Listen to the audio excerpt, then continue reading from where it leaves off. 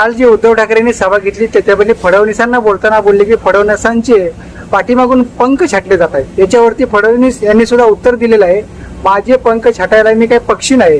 त्याच्यावरती उद्धव ठाकरेंनी आणखी त्याच्यावरती उत्तर दिलं, म्हटले की मी जो वाक्यप्रचार केला होता, तुम्हाला जर मराठी समजत नसेल तर तुम्ही नार्वेकरांच्याकडून मराठी शिका. बघा काय बोलले होते. आपले पंख कापतायत आणि कापणारे आपलेच बॉस आहेत. आपण करायचं काय? न्याय तरी कोणाकडे मागायचा? कोणतं दार ठोकायचं? कारण ते दार उघडलं तर पंख कापणार, हे दार उघडलं तरी पंख कापणार. म्हणजे काय वाचलंय ते वाचून जेवढे दिवस आहेत तेवढे ढकललेले बरे. या परिस्थितीमध्ये देवेंद्र फडणवीस आहेत. ते एका कोपऱ्यात बसलेले, मी एका कोपऱ्यात बसलेलो. माझी सवय आहे, मी विमानात बसलो की माझ्या मोबाईलवर मी काही ना काही डाउनलोड केलेलं असतं. एखादा सिनेमा असतो, एखाद्या OTT असतं, OTTवरचे वेब सिरीज असते, मी ती पाहतो. त्यामुळे सुरू झाल्यापासून उतरतपर्यंत मी ती पाहत होतो. त्यामुळे माझी हतबलता नेमकी त्यांना कुठे दिसली.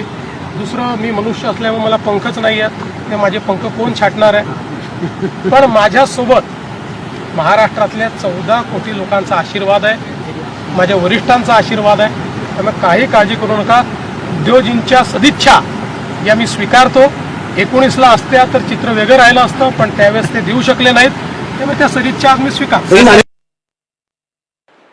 जसं मी देवेंद्र फडणवीसांचं सांगितलं, मग लोक विचारतात तुम्हाला असं कसं वाटतं? देवेंद्र फडणवीस म्हणाले, मी पक्षी नाही, माझे पंख कसे छाटणार? अरे हा वाक्प्रचार आहे. तुम्हाला मराठी येत नसेल तर विधानसभा अध्यक्षांकडनं मराठी शिका.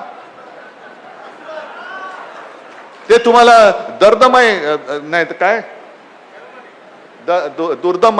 दर्दमय काहीतरी मराठी, त्यांना उच्चार येत नाही. आणि अध्यक्ष बसलेत आणि ते आमच्या पक्षाचा निर्णय देणार.